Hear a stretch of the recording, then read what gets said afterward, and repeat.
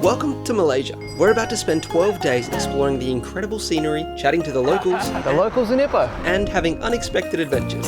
In this video, we've put together all of our individual travel vlogs into one epic mega vlog, so you can sit back and watch our journey from the UNESCO World Heritage Site of Georgetown through the artsy old town of Ipoh and onto the capital of Kuala Lumpur. This is so fun. You're easy to please. If you've never seen one of our travel vlogs before, we're Jordan and Emily, an Australian couple on a mission to visit 100 countries and document it all. And this time, we're in Malaysia. All 3 flights I've been deleted from. We thought this was going to be a simple travel day from Vietnam to Malaysia, but it quickly turned into one of our most stressful yet. Come on, Qantas. But after an unexpectedly rough travel day, we'll finish this journey in a brand new hotel in a brand new country. Good morning from Hanoi, Vietnam. We have spent pretty much all our time here in this cozy apartment, treating ourselves to a little bit of relaxation and some home-cooked meals for the first time in forever. We did go out to explore. We went to Train Street and the main areas, but honestly, we spent 99% of our time right here. And today, we're going to Malaysia. Bye, apartment.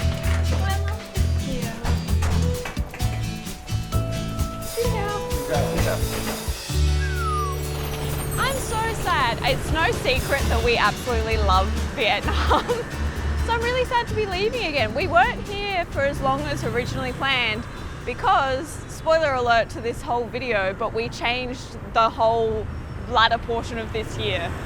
We were going to be here for like 6 weeks and now it only ended up 3, I think. Good job.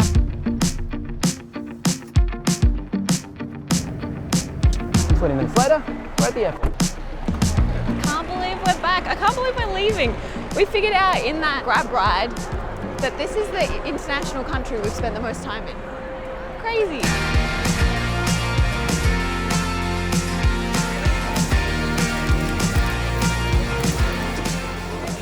We made it through security. And we're very stressed. We realized that the tickets for our flights outside or to get out of Malaysia don't have my name on them. So we recently changed our entire flight plans when we were in Bangkok, and I guess they didn't get changed properly. We called Qantas to change all of these flights, and I have them on my phone in the app with my name on them, and Jordan's name isn't in there. This is the part of the video where we were meant to dreamily tell you about how our travel philosophy has changed. But honestly, all I can think about is whether or not Jordan's on this next flight. So enjoy a time lapse while we scramble and see whether we have to book a last minute flight to Hong Kong.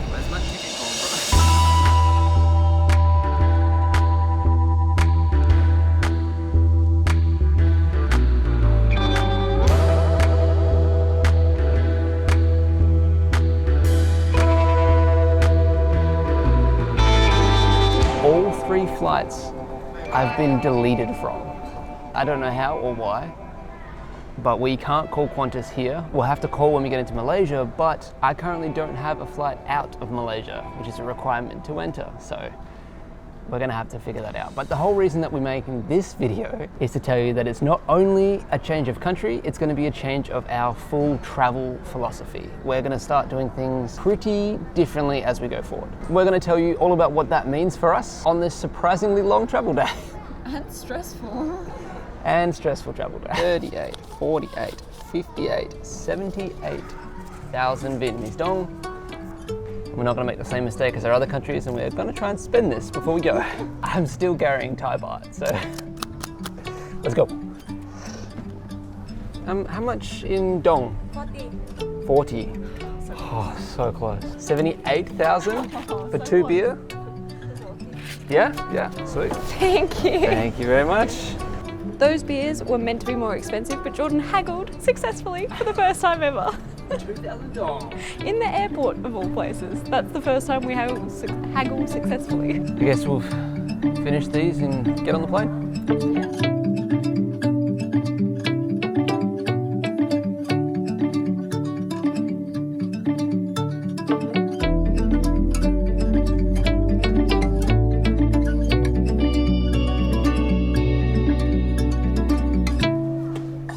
We started this dream of full-time travel about 2.5 years ago. Back then, we didn't really know what it would take. We just knew that we had this burning motivation inside of us that we had to try. Since then, we've been to 6 continents, seen incredible things all across the world. But the entire time we've been away, it's like we've had this nagging in the back of our head. What happens when the money runs out? Thank you. Thank you. Go fly. I swear they didn't announce this flight. We just turned around and everyone was boarding already. And literally as we walk past, they're yelling out last boarding. We got it though. All of the drama about the next flight, and we almost missed this one. Yeah. That's all, thank you. Today's a kerfuffle. This is such a nice seat though, right? It's nice being on like a elite carrier. I don't know what they're called. A little cushion, really quick seat to it, little cushion. TV rest. No, what's this called? TV screen. I hope we get fed. We have nice windows and it's just us. No need to do the middle trick. Although we might have been okay if we tried. But this is nice. Thank you so much. They smell so good. Wow. Thank you. Quick update before we take off.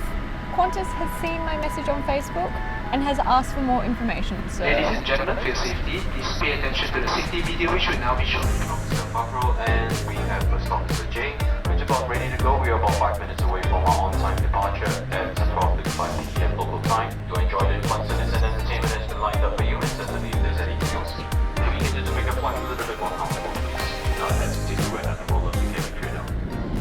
During year 1 of travel, not only were we getting used to being on the road full-time and traveling full-time, which is such an adjustment in and of itself, we were also recording and making videos and editing and all of that fun stuff the first ever time. Trying to figure out how to do this while also figuring out how to live on the road while also trying to keep under a budget.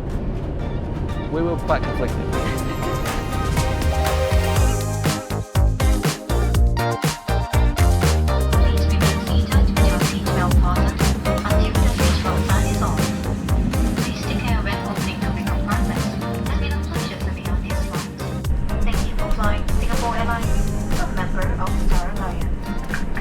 One flight down, 1 to go.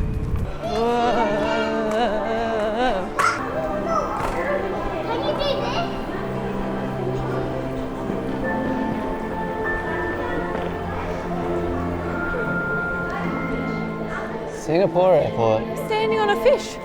Okay, we've got to find our gate. It's about a 15-minute walk to our gate, so it's a great time to tell you about year 2 of full-time travel.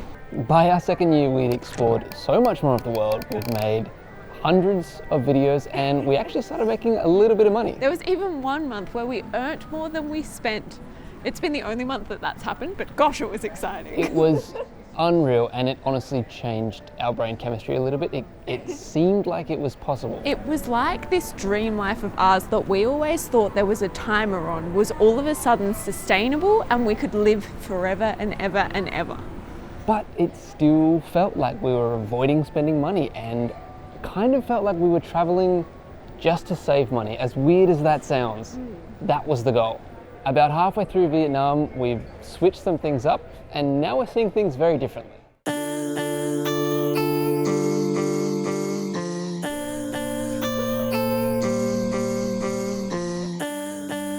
Now that we've actually found our gate, we feel comfortable talking to you knowing that we have a flight. Like we said, we were halfway through Vietnam and we had the realization that we didn't want to be running away from things anymore. We didn't want to have to be avoiding what we're spending and really pinching our pennies everywhere we went.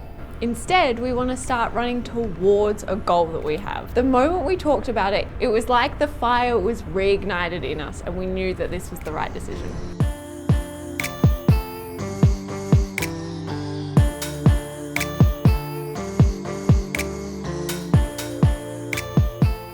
So we did actually find out through Emily Facebook messaging Qantas that when we made our flight changes, apparently we had 107 too few Qantas points to actually make the changes.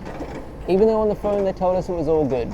They didn't contact us, they didn't email us and tell us that something's gone wrong, but instead they changed Emily's flights, split me off from her, and left my flights the same. I'm assuming, or cancelled my flights. My flights just don't really exist, so. In what world would that be the solution? To be like, this couple wants to now go somewhere. No, only one of them can, but I won't tell them. It makes no sense, and it's such a difficult company to work with when you're overseas. An international airline company is the most difficult to reach I've ever experienced in my life. Literally their business is to get you overseas. Yeah. And then as soon as you're over there, like, but don't contact us. Like, that would be crazy if you wanted to chat to us. Anyway, the only way we could get through was Facebook, and they told us 107 points. Now, I couldn't transfer it to Emily because I couldn't get a text message because it was my Australian number is hooked up to Qantas and they have no other way to verify me. So we had to call home, and now Emily's dad is going to transfer her 107 points so that I can get the flight. Come on, Qantas. Like, you're supposed to be Australia pride. Come on. Thanks, Mum. Thank you. Ah, thank God for parents, right? We did the middle seat trick. Fingers crossed. It's a very full flight though. It is.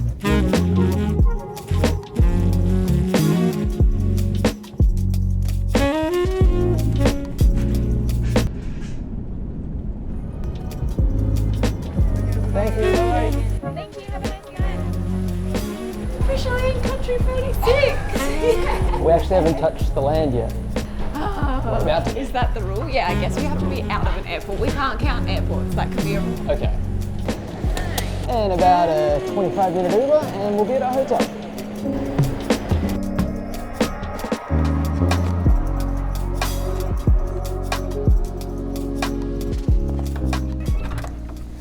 Wow, this room is stunning. I'm pretty sure this hotel has either only recently opened or has done renovations because everything is super new. I think it's brand new. Like, the pool's not even open. It's a Citadines and it's a chain. Like, there's a lot of different Citadines, but this one is proper new. I also am in love with Malaysia already. The streets are so pretty. But we didn't even get a chance to finish our story on our philosophy of travel that's changing. It's pretty late now, so that'll be tomorrow morning.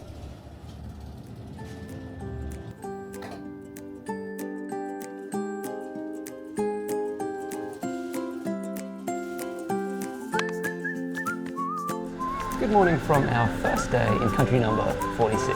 We woke up this morning in really fluffy, brand new linen. Genuinely don't think we've ever stayed at a hotel that is this brand new. I think it's still in the soft opening phases, so everything smells amazing. The towels are super fluffy. The pool's not even open yet. That's how new this place is. It's so much fun. I feel like if we could just stay at new hotels all around the world, I would totally do that because it just feels exciting. It feels like we're the first ones to turn this kettle on. We're the first ones to have a shower in here. Like, we might not be, but that's what it feels like. Because the hotel was so close to the center of town, this coffee shop was literally a couple of streets away, and it is gorgeous and the perfect place to tell you about what our actual goal is going to be. But first we'll get some coffee. Can I get 2 cold cafe lattes, please? Wow. Thank you.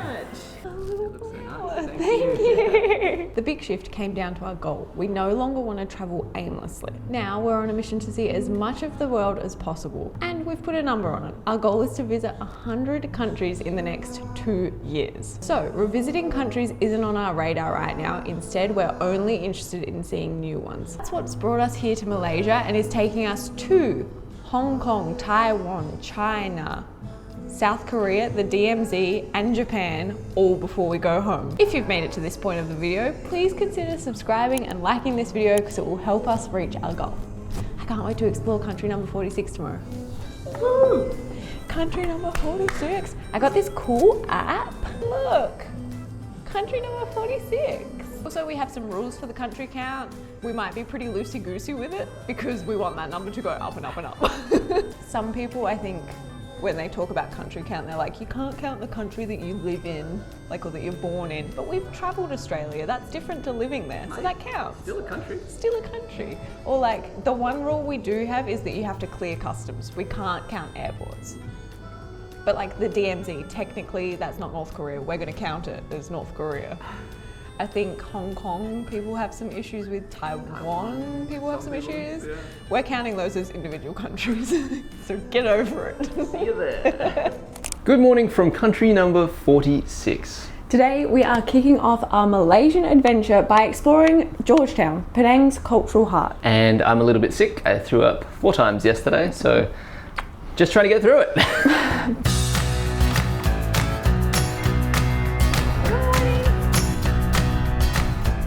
The hotel we're staying at actually offers a free shuttle service into Georgetown, which we were booked onto, but because Jordan's not feeling well, we're trying to get there as early as possible. So instead we ordered a grab, and I think it's only 20 minutes, half an hour until we're going to be there. We'll show you around the hotel we're staying at later though, because the pool area in particular, amazing.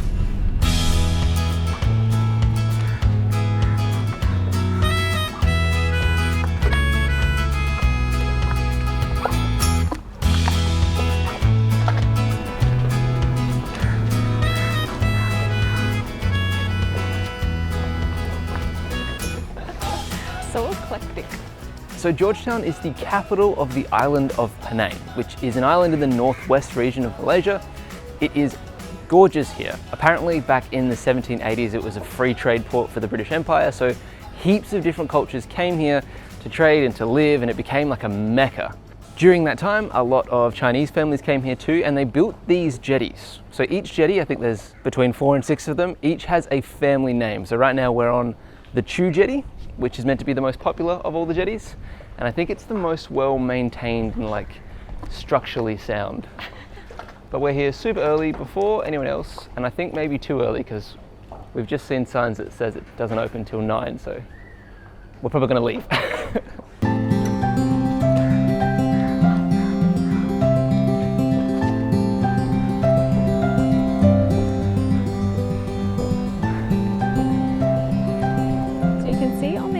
That a bunch of those buildings are actually residential, so I guess that's why they have an opening time. I feel bad about missing that sign and heading through. But everyone was super nice about it, and we've just headed out, so we've only been there for maybe 10 minutes, but honestly I don't think you need that much more unless you're going to stop at one of the cafes that aren't open yet along the way.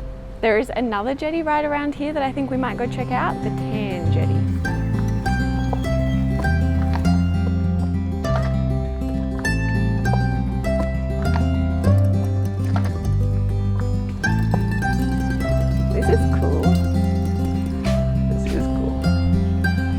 Opening time either. Yeah.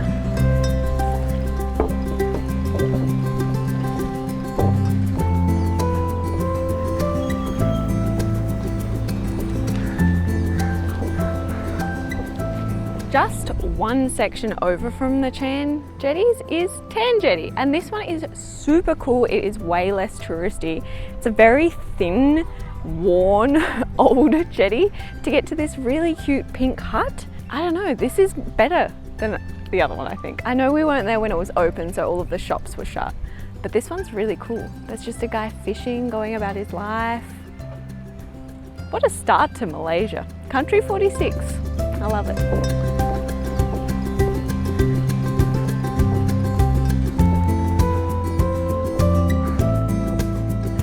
An unexpected positive of Georgetown is how condensed it is. Like everything to see kind of in Georgetown is right on the corner. So our next stop is 400 meters away. I'm pretty sure we can see it.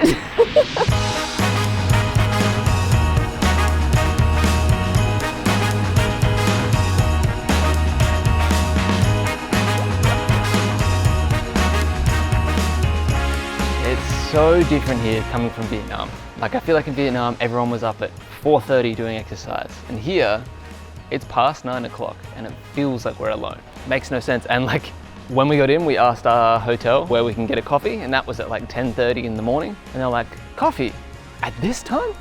Apparently 10:30 was too early. We genuinely were like, oh, is it too late? Have we missed coffee? Yeah, do they stop serving coffee? And he was like, I just don't know where it'll be open. Yeah, crazy.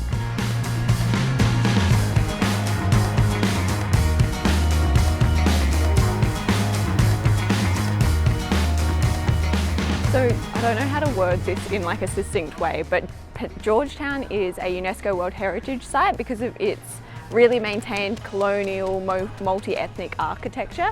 It only got UNESCO World Heritage listing status in 2008, so pretty recent. One of the things that's super well known here is the street art, and the city has installed all of these like steel wire art pieces that are meant to be here to teach you about the local area.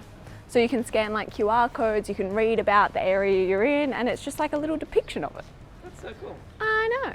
Cannon shot fired during the 1876 Penang riots made a large hole in this area, hence the name Cannon Street. Wow. See, I had no idea.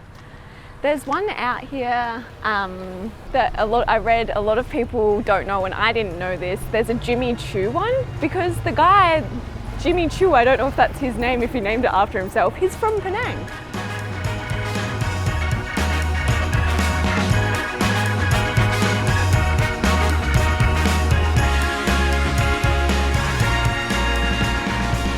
Is the guy that started the street art scene in Penang. Testing my memory because I read about this yesterday, but the Georgetown or Penang Council started this initiative for a City of Penang or something like that festival that was going on, and they commissioned an artist to come and do some street art around the city. I think he did 8 murals and he used real life things, so you could be a part of the art piece and be involved in the thing, and it just totally blew up. Everyone fell in love with it. Obviously, this is like such an Instagrammable thing to do. And then from there, the street art in Penang just took on a life of its own. How cool is that?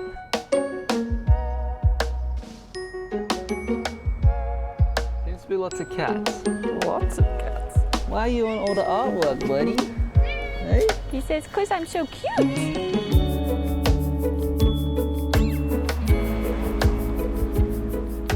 We've made it to Arminia Street, and it turns out this is where all of the tourists are. We are definitely not alone, but I get it, it is super cute here.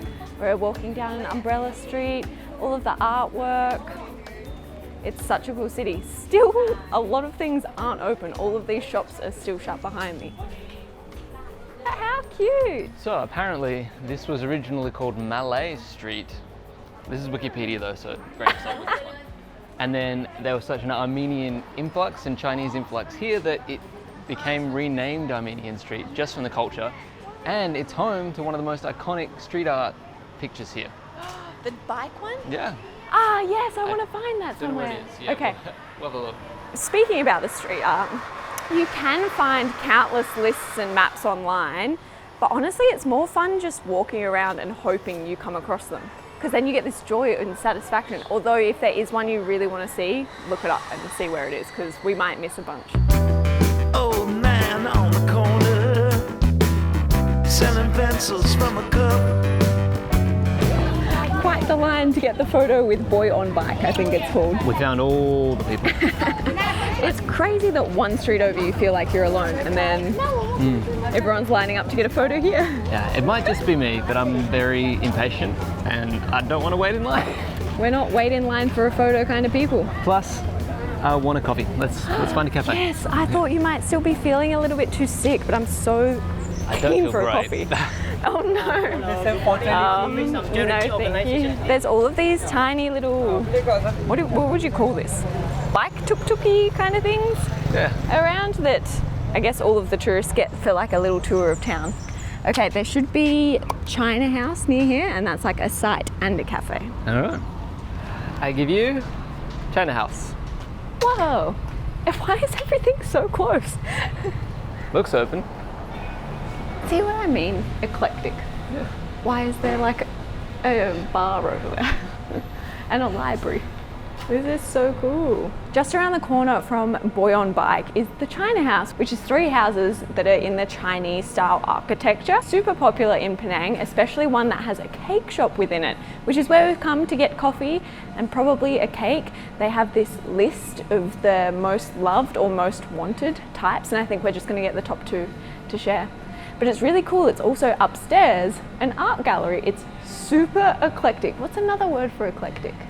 You've used that a lot. It's because it is. The whole town is this super unique blend of old and new and used, but modern. I really, really like it. Let's go get cake.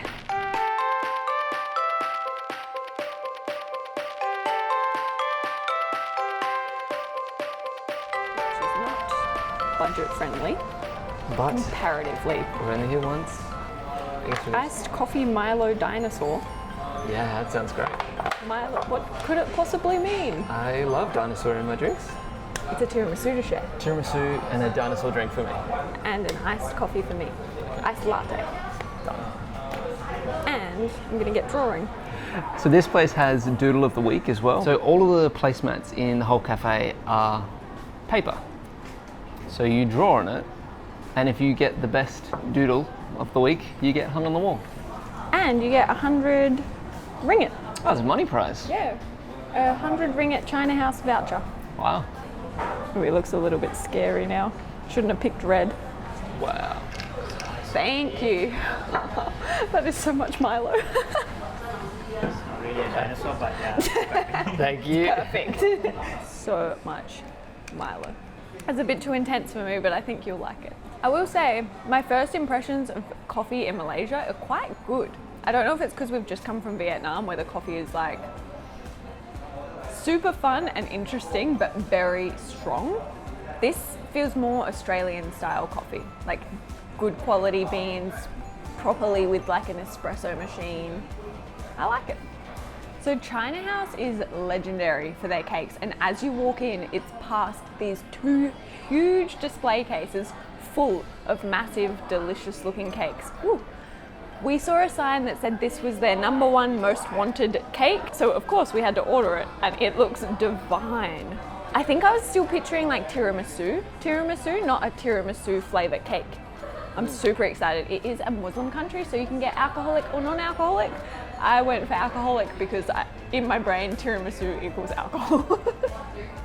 It is probably too early. We probably should have gone non-alcoholic. Also, I don't know how my stomach is going to hold up. I've had half my drink and I feel a little bit uneasy already. Take a tiramisu, take a cake, put them together, and this is what you get. Delicious. I like all the nuts on the frosting. Nice. If you're feeling too sick and you can't eat it, it's okay. Don't feel bad. There you go, #1 recommendation already.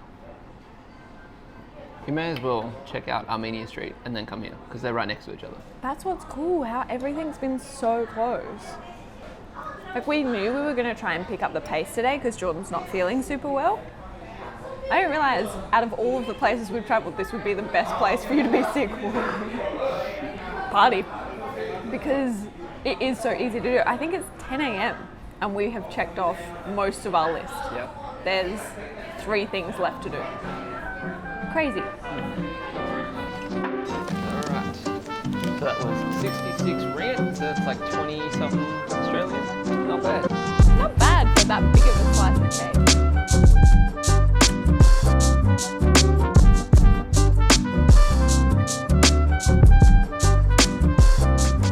To be honest, my sickness / food poisoning / whatever is wrong with me is starting to win.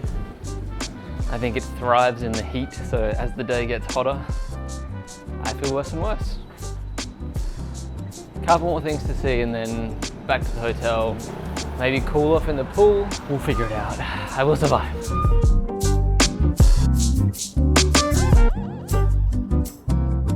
According to the sign I just read, this is Love Lane, which is where maybe the oldest profession in the world used to work. Let's put it that way.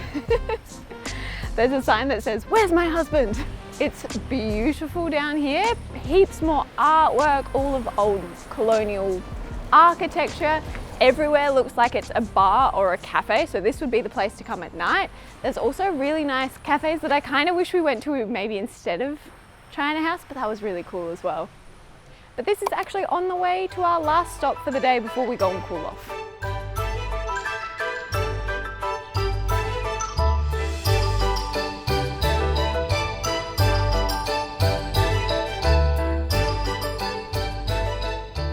Come into the shadow with me. So this is the Blue Mansion, and it's one of the most popular things to do here in Georgetown. Going off of some research that I did a couple of days ago, so I'm trying to remember as best I can. It was built by one of the wealthiest entrepreneurs in the area, and he must have been rich because not only did he import the best of the best from all over the world, like artisans from southern China, I think there was materials that came in from Scotland, but he also hired the era leading feng shui master to help him design this so he would achieve qi inside.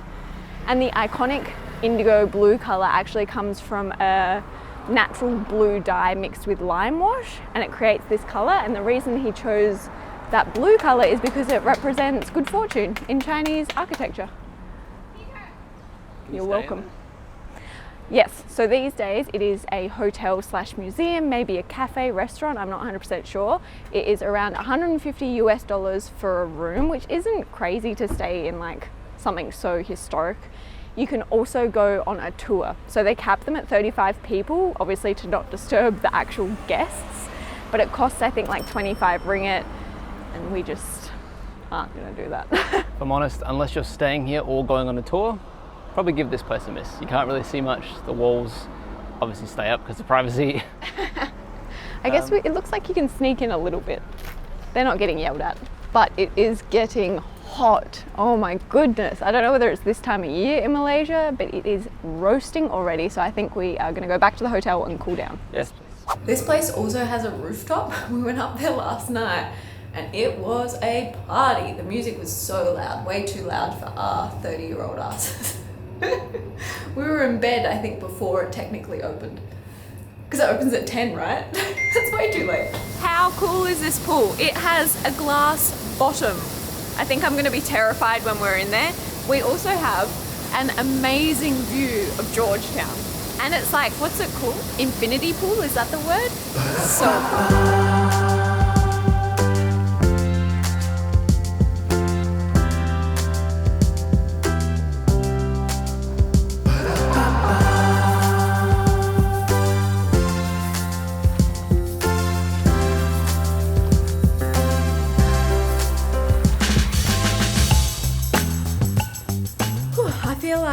The pool was just what we needed after that really hot morning. Jordan's still not feeling super well, so he's having a bit of a lay down before we go out later. And I thought that was a perfect excuse to show you around our hotel room. So not only is this hotel home to a record-breaking pool in Malaysia, but the rooms are just stunning. We have like 4 separate areas, which feels huge for us. We're used to little tiny cramped spaces. There's this lounge room with a super comfy couch, a TV. Then we have a full kitchenette with a coffee maker, like a proper pod one. The bathroom is huge and the shower is really, really hot. And then, of course, the bed is just gorgeous. White fluffy sheets, comfy pillows. They even have a pillow menu. So if you're not happy or satisfied with the one that you have, you can call them and ask for like a memory foam one or a U-shaped one. Super, super fancy. But I think I'm gonna let Jordan nap for a little bit, chill out, wait for the sun to set a little bit and for it to cool down outside, and then we have to go out and get some of this famous Malaysian street food. Literally like 100 meters from our hotel is the Hin bus depot, and it's a super popular place to go. I think on the weekend it also turns into a bit of a marketplace, but it's sort of like an outdoor art installation and gallery. Given the name, it used to be a bus depot that's been turned into this really cool creative space. And we get to walk through these nice flowers to get there. That's nice. That is nice. I'm so glad you're feeling a bit better. I'm not. Yeah. Moving around's not good. At least it's not very hot anymore. Yeah, that's true. Yeah. I think it's just gone 5, so everyone's starting to pack up, but it's all of these super cute handmade little stalls. And I think over there is all of the food.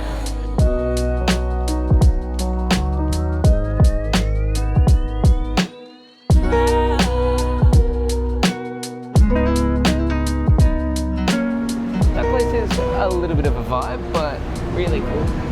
I don't think there's too much there, and we're on the hunt for food, which is going to take us another 50 meters down the road. Yeah, basically back to the hotel.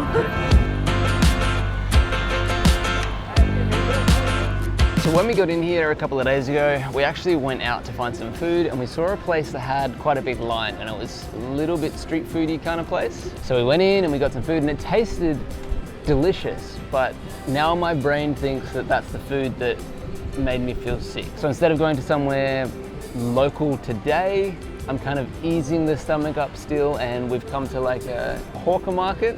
Still kind of local, but more like Chinese cuisine. Gonna get some dumplings, and I think Emily's getting some noodles. But that doesn't mean that we are not going to be eating all of the Malaysian food. We just need your recommendation. So please pop down and let us know exactly what it is we need to eat while we're here. Hot? Thought it might be. It's really yummy though. Thank you. So Jordan still isn't feeling super well. We've got dumplings because that was interesting him, and you know, when you're feeling sick, anything that sounds good you have to just lean into, because not everything makes you feel good. I'm pretty hungry, so I also got a scallion ramen. And the good thing is, I feel guilty that we're not having traditional Malaysian food, like we were looking for a particular dish. But Penang or Georgetown is such a melting pot of cultures, I still feel like this is allowed here. Chopstick game needs some work.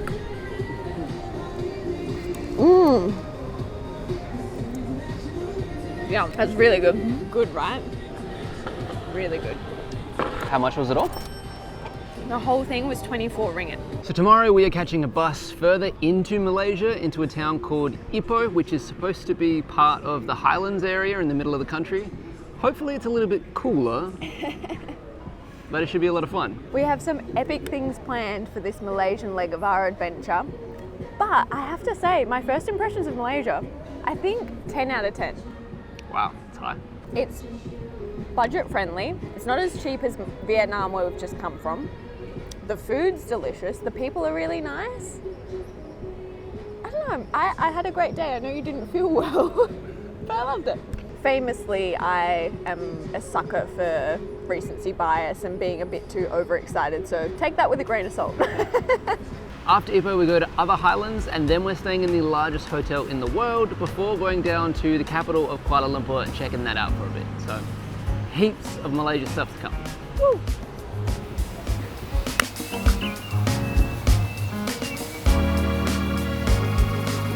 Good morning from Ipoh, Malaysia. To be honest, we've heard conflicting things about this region of Malaysia. Some people say it's really, really good, and some people say it's not that great. So today, we've come to Ipoh to answer the question, is it really worth visiting? I think we're going to start with some famous Ipoh coffee.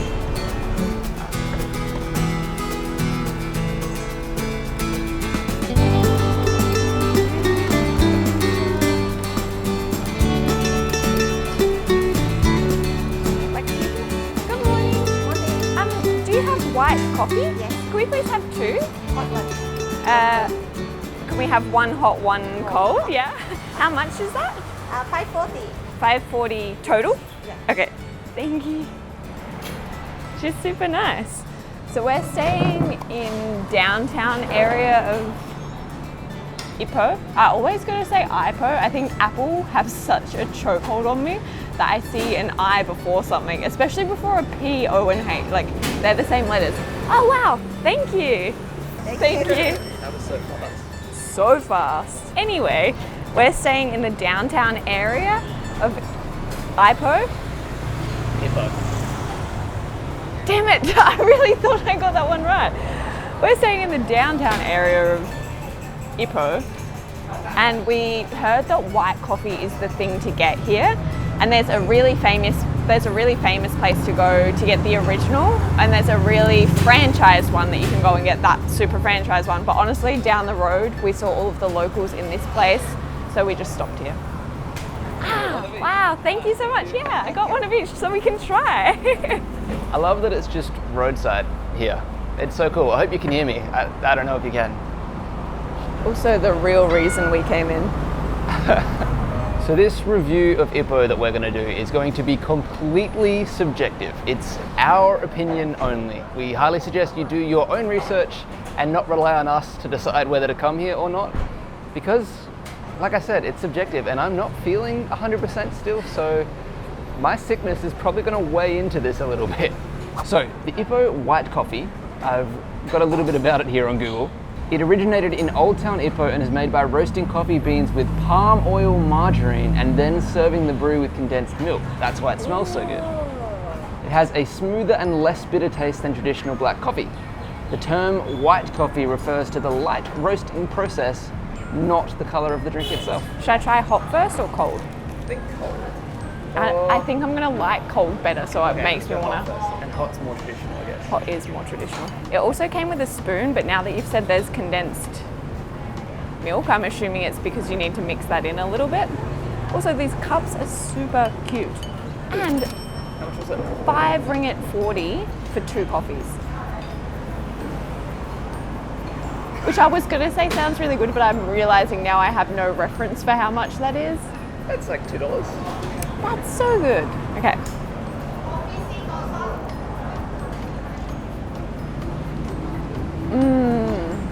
Yum. It's like a Vietnam condensed coffee, but a little bit creamier, velvety, and like not as gonna bug you out strong. I really like it. Using condensed milk in coffee makes so much sense because if you're someone that drinks coffee with milk and sugar, it's 1 ingredient instead of 2. Logic. Like I said, the review is very subjective that we're doing, and I'll give you my final thoughts at the end.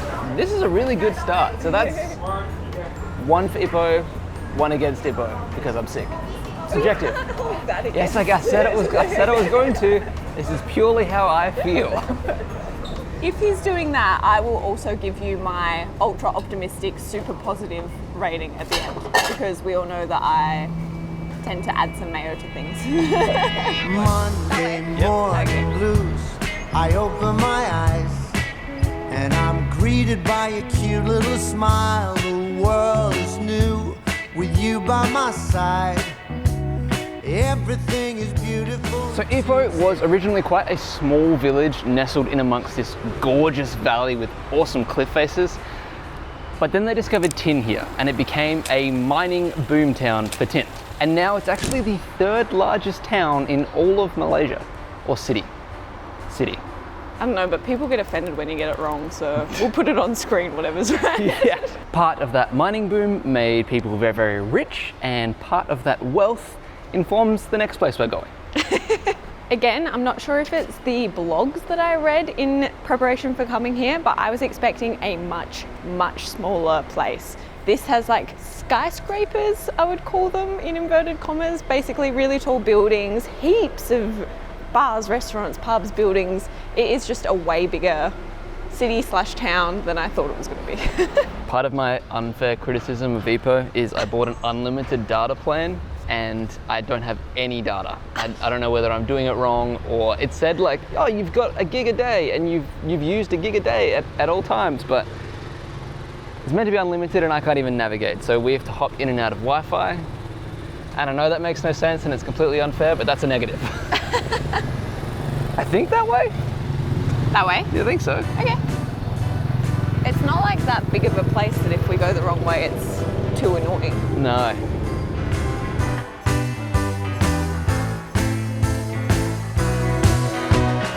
Wednesday, Thursday, Friday, life is a bliss. Waking up with you in my arms, I've got it all, and nothing's amiss. Everything is beautiful. Super early days, but +1 for the locals in Ipoh. They are very, very friendly and super nice. Oh, we can Big smiles the whole way. Oh, green. go. It is nice, like you look down a street and in the back you can just see this huge mountain of green.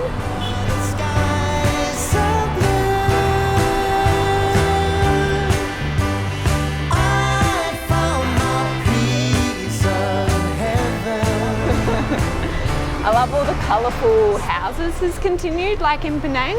We just found a random rainbow street. That's hard to say, random rainbow. No, it's not.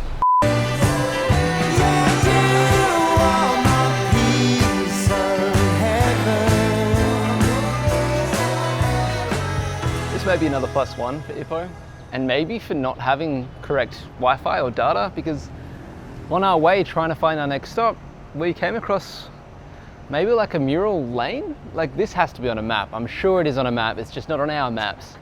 but I love that we just stumbled across it. Some of these are beautiful and so well done. It's crazy. People are so talented. Blows my mind. And Ipoh's looking up.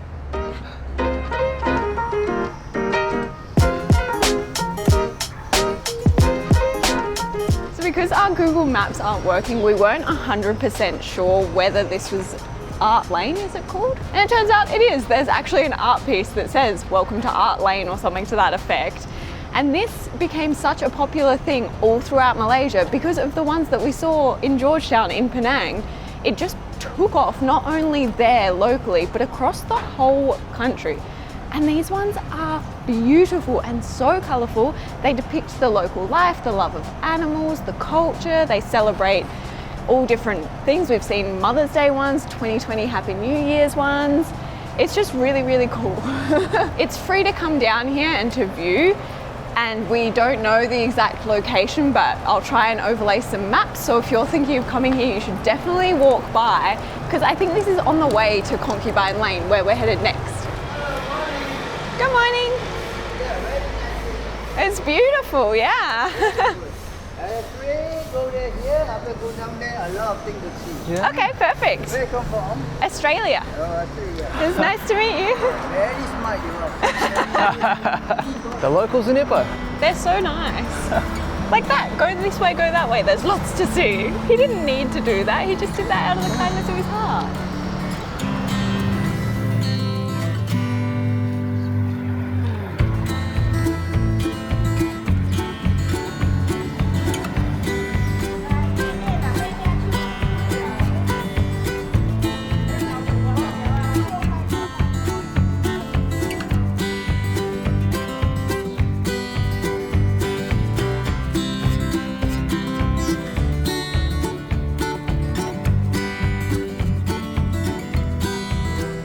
As Ipoh was growing as a mining town, people became very, very wealthy. I think I already said that. But one person became particularly wealthy and became a tycoon of the tin mining industry. After a massive fire ripped through Ipoh and destroyed heaps of different shops and homes, he rebuilt over 300 of them. So, Wow. super nice dude. He also had 3 wives. So he had wife number 1, concubine number 1, and concubine number 2. And he ended up gifting each of the lanes he built those shops and houses on to each of his favoured women in his life. And then they collected rent and they kind of managed the lane for the rest of their lives. So to this day, there is Wife Lane, Concubine Lane, and then second Concubine Lane, which is actually known as Market Lane, which is where we are now. But the most famous one out of all of them is Concubine Lane, or Concubine 1 Lane. I think it's just Concubine Lane and then second Concubine Lane. Yeah, Yeah. Rough that Yeah. the wife got the worst street out of like Did she? everyone. Yeah.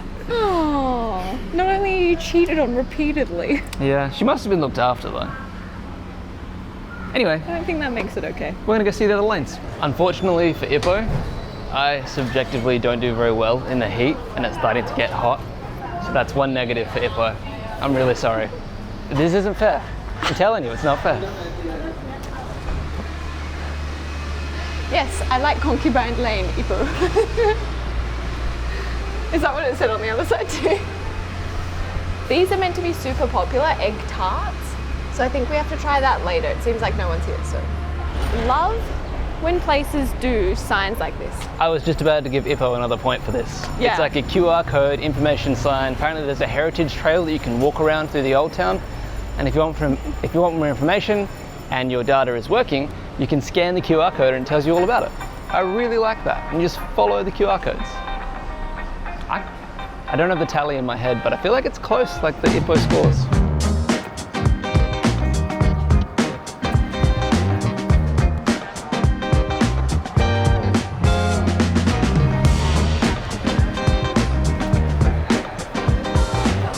Gosh, this is definitely the hip and happening lane, Concubine Lane. So many markets, so many more people.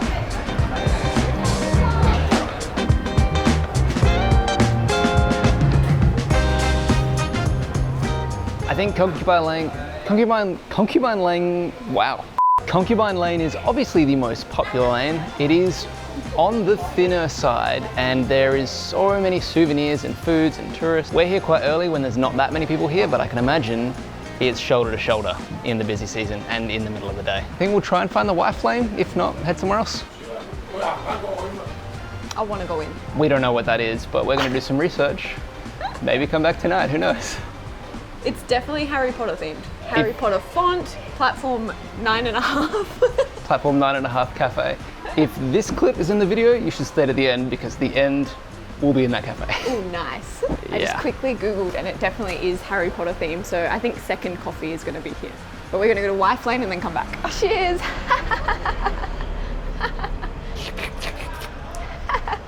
Does it look like I'm drinking with the boys? It does. I feel like I need a moustache. Oh no, they don't have one. Poor little wifey. Is this genuinely it? Yep. Oh, my heart breaks. You know what? Maybe she didn't like him. And she was like, go be with your concubines, I don't care. Maybe. Yeah, maybe she had her own mistresses, you know? Yeah. She was out here living her own life. Definitely Concubine Lane and Market Lane is where it's at, in that order. Wife Lane, I feel like you have to come here, but there's nothing. This is a cool little art installation though. Yeah, your hair's standing up. Yeah, it's really nice. Love on the back cold. Oh, that's actually quite nice. Oh, we have decided since today is a bit more off the cuff and a bit more unplanned, we want to go to this Harry Potter place, so we're going to. But it doesn't open for 15 minutes and it's really hot already. So we're just hanging out, we got some cold water.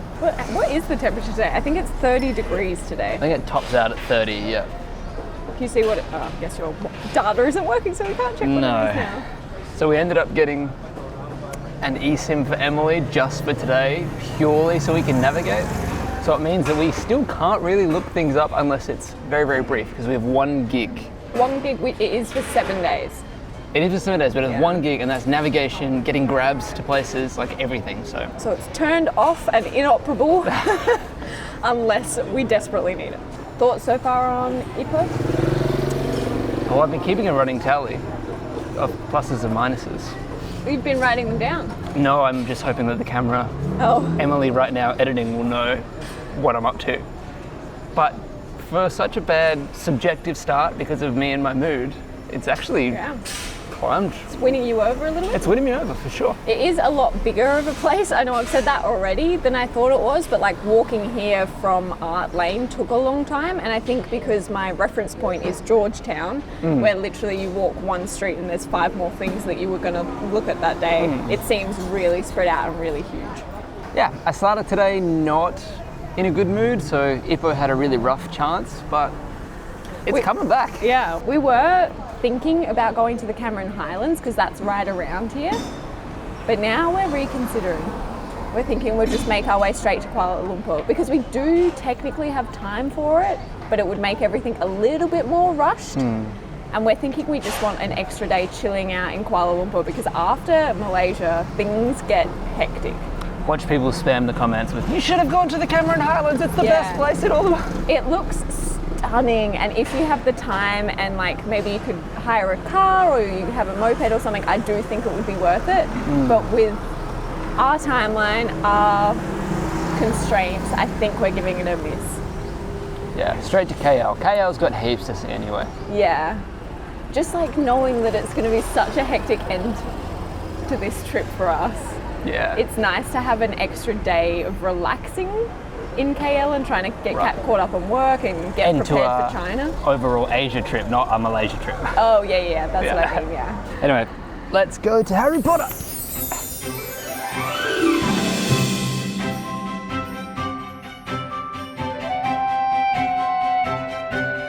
think we'll have to do one of them. Do you care what you get? No. Okay. One of those, please, and 1 classic cafe latte cold. Thank you so much. Thank you.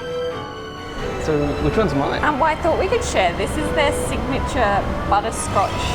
I think it's like a copyright appropriate butterbeer. Buttercream soda. Buttercream soda, yeah. And then we just got a iced latte. Wow. Sugary? It's like a spider. We have said this a few times already, being in Malaysia through Penang and walking through the streets here, that if you were to just drop me here and not tell me where I was, I don't think I would guess Malaysia. And again, if you were to drop me in this cafe, 1000% I would guess the UK somewhere. Like no contest almost. Because we were walking through a mall randomly yesterday and there was shops that I swear are Australian. Like Body Shop, Harvey Norman in this mall, plus then American shops and shops that I know to be British all throughout. Like I would just never guess that we're in Malaysia looking at that sort of thing. It's really cool. It's a very unique feeling. Finish here and on to the next place. This is the Kinta River Walk. It's probably 10 minutes from Concubine Lane and all the main areas of the district, and it's meant to be very peaceful despite the trucks going on behind us. As we get further in, peaceful, nice way to get away from the sun in the shade of the trees. It is quite overcast at the moment as well, which is quite nice. It's taking some of the sting out of the heat.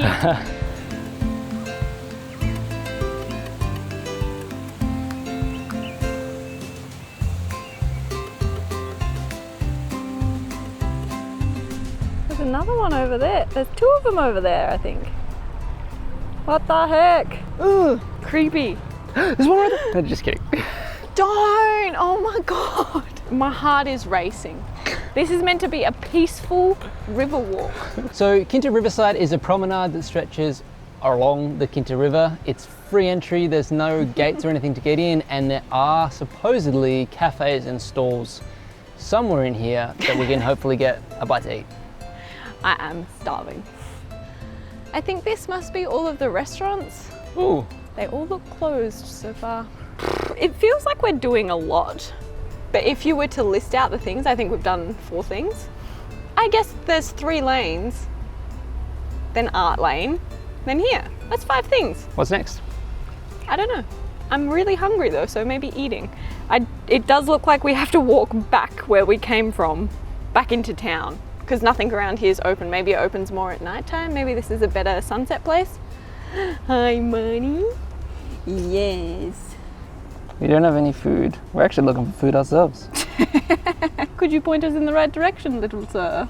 I googled best restaurant in Ipoh and I clicked the first one that came up. Wow. And that's where we're going. And it's called Plan B. So like, first of all, it sounds like obviously the Plan B. Yeah. But second of all, it's not very good marketing to be like, we're your second choice. Yeah. 1 point for Ipoh from me for the animals. Didn't expect there to be like lizards and birds and cats and cute things everywhere. So yeah, that's an extra point. And I think Ipoh now is going quite well. Yeah, I will say a point for the negative, which is unlike me. But the hotel we're staying at, and this it could be because we booked last minute. That's okay to be subjective. But it was quite expensive for what it is. It's not much. It's literally a tiny, like, what else do we need? It's a tiny room with a bathroom, but it's like $35 a night, I think, if not more. And for $35 a night, elsewhere we were getting like quite nice apartments. So a slight negative, but with the caveat that we booked last minute. Yeah, our fault, but it's okay because we are being subjective in this video. Do your own research. There was a really nice hotel that we were kind of close to booking, but then we just forgot about it, got busy doing other things, didn't book it. That was that one with the pool and the lookout of the limestone cliff. Oh. It would have been beautiful. And while we're still traveling on a budget, we're trying to even out like the nicer places with some cheaper places, and Ipoh was somewhere we decided to go budget. It's just unfortunate that budget wasn't actually that budget.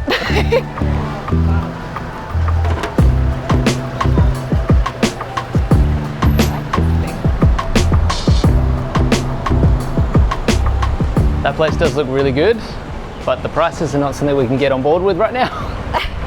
Literally like 30 ringgit for one dish. Yeah, for essentially a rice dish, as far as I know anyway, 36 ringgit. So we're finding somewhere more local, less westernized. Ah, thank you. Hello, can I get 2 chicken and rice? Yeah. That was only 6 ringgit. It's $2. Wow. Yeah. This place is really cool though. It's like a market, but really small. It's almost like it used to be a restaurant, and then they just started letting out different spaces to tiny little food stalls. So everyone can get something different. It's nice and cool in here. That's all I care about. Thank you. This one, 270. Whoa. That was like buttery smooth. Wow. Yummy.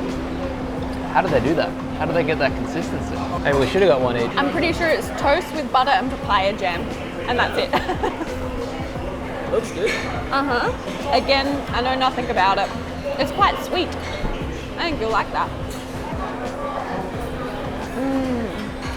That takes me back. So when I was a flight attendant and I did all those Singapore trips, remember I used to do heaps of Singapore trips? Where we stayed downstairs was a mall, and there was this place in the food court that sold really cheap chicken and rice, and it tasted exactly like that. Wow. I used to get it all the time because then I could save all my money and bring it home. This bread toast would be the perfect accompaniment like for breakfast. Like I would have this for breakfast probably every day. Oh, it's raining. Luckily we just got inside. Yeah, this with a milk coffee. The white coffee? A white coffee, yeah. Actual. So simple. The bread is like toasted perfectly though. I thought we were just going to go out maybe for dim sum because dim sum's super popular here and who can say no to that? I did not expect to be trying 3 different things in one restaurant. Coke's not different. The tarts though. Okie dokie. They had like 4 different options of tarts there. So I just kept asking what was the most like original, most Malaysian. And they're like, they're all original, they're all Malaysian. Okay. So I pointed to the most like ordinary looking one and got those. It's really nice. Tastes like a custard tart. But without the cinnamon on top? Without the cinnamon on top, yeah. I'm not going to knock Plan B because we didn't actually go there, but we were looking at a dish there that cost 36 ringgit. We've come here and got 2 dishes and a drink for around 10 ringgit. So we're feeding both of us for a third of the price of what it would have been there. I'm sure it's probably amazing there, but this is so much more local. There's no like Western kind of, it doesn't feel Western at all. Like it feels like we're one of only 1 or 2 tourists in this whole place. I don't know, I love it.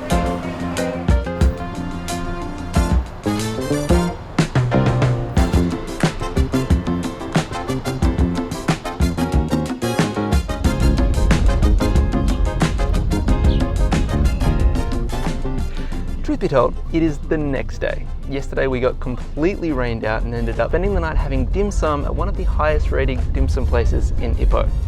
It has like 2,000 reviews and is rated 4.8. It was pretty average. But it's the next day now and we're continuing on.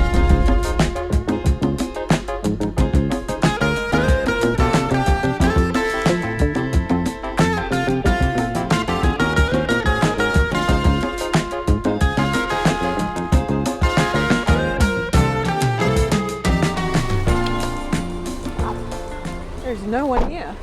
There's a sign outside that says this is open from 8 to 2. So I don't even think we would have made it here in time yesterday. The rain saved us. Wow! Oh my gosh. That is incredible. This is one of those few places that the photos don't do it justice.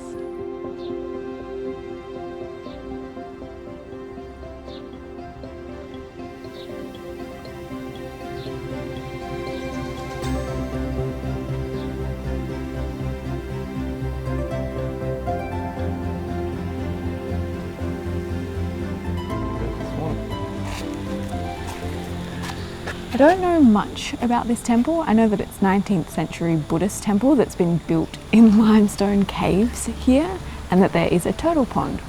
And there's one that's flipped over on his back, but it's moving, so Jordan's quickly jumped in there. Yes! I don't think, I mean, it's completely barred off. You're definitely not meant to go in there.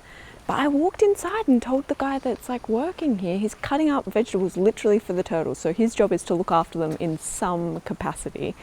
And he just didn't care. He was just like, okay, So this is one of those things that confuses me, because the point of the turtles to be here is that you release them here or you feed them here, and that is meant to give you good karma. I think in my non-religious brain, I wonder what the karma is for keeping them caged up. Bit of a sensitive subject, so I don't even know if this will make the vlog, to be honest. Oh, I'm so glad you did that. Still, quite a nice temple. Definitely one worth visiting if you're in Ipoh. Yeah, it's free entry, or we didn't pay, like no one asked for money, which is good. I would definitely recommend getting here for 8 AM when it opens, and I would definitely recommend wearing bug spray, because I am getting eaten alive. Final thoughts on Ipoh. While there's not one big thing drawing you here, it feels like there's a lot of little things. And I think if you were traveling Malaysia and you had time to spend and you wanted to experience something different from the Penangs and Langkawis and Kuala Lumpurs, Ipoh should be on your list. That being said, I don't think it has enough to warrant a trip here if you've got a shortened timeline. Like if you're working with a week or two, Yeah. might not be worth coming here. From how we started though, Ipoh has really turned me around. I started in like a -10 and now I'm like a +5. I do like it. Yeah. It's quite a good place. And we're going to go to the top rated dumpling place, because they shouldn't be sold out. They've only been open for half an hour.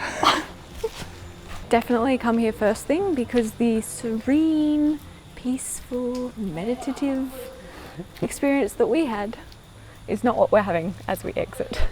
It goes away pretty quickly. Yeah.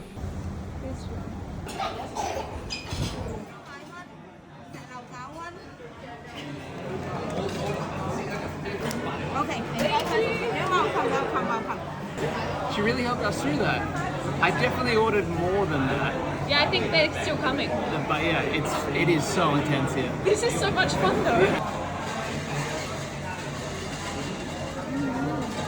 That's so good. They're really yummy. Yeah. I don't know what they are. Pork something. Really good. This place or the last place?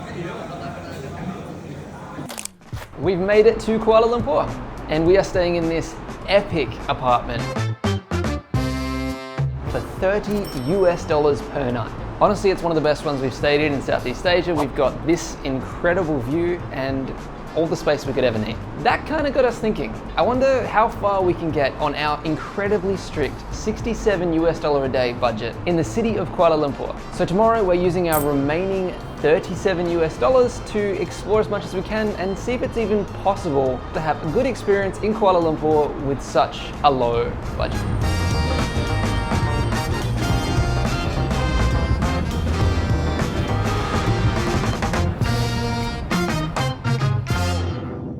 Of course, to start our time in Kuala Lumpur, we had to go to the Batu Caves. This cave system built into limestone cliffs is insane. There's colourful steps going all the way up and a 42-metre tall statue out the front. We got there first thing in the morning in an attempt to beat all the crowds. Oh, is that the main one? That's the main You one. can see all the colourful steps. Wow. You ready? Wow. That is so cool. Oh my gosh. That is a lot of steps.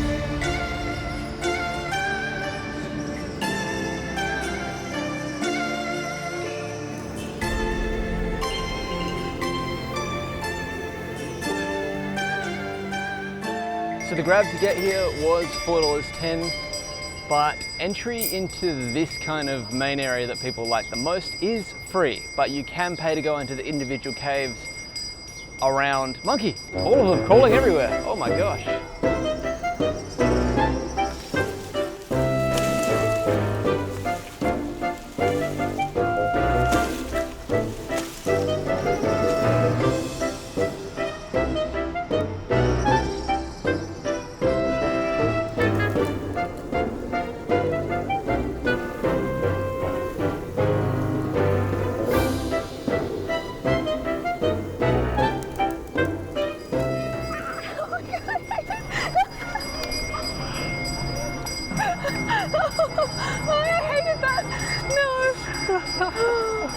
Oh my god, the bell was getting faster. That felt like a horror movie. Like I was saying before I was rudely interrupted by 1,000 monkeys, the Batu Cave entrance is free. So you can come to this area down the bottom here where there's really colourful and amazing temples, and 270 steps to the top behind me. That's free, but then to go into the caves, they all have individual costs. So kind of works out perfectly for us. We get to see all the good stuff and can still afford to eat today.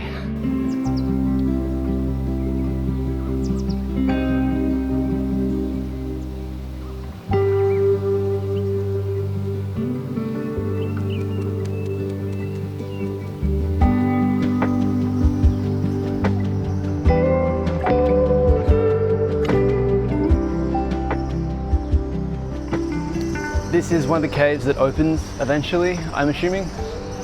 But right now it's run by monkeys. I love the monkeys from afar. They do scare me a lot. Ooh. Oh, hello. I don't like that. No. He's just minding his own business. I do think they are at least part of the reason there is this smell. And what sucks is 272 stairs doesn't sound like much, but I'm puffing and puffing, so I'm really getting this smell in my nose.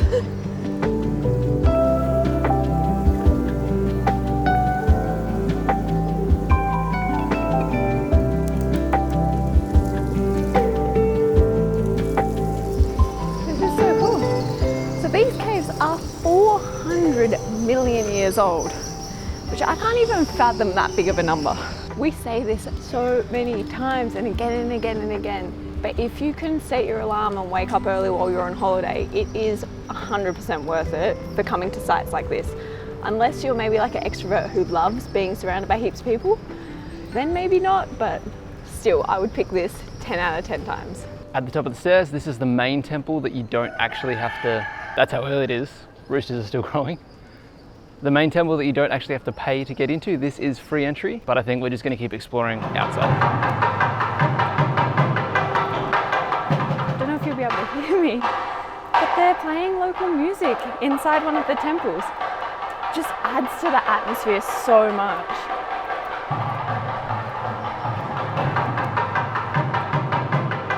I think we have officially made it to the end of the free section. There's a couple of temples within the cave, as well as obviously a cave, but this is teeming with little baby monkeys and their mums. It's so picturesque with the green growing out of it.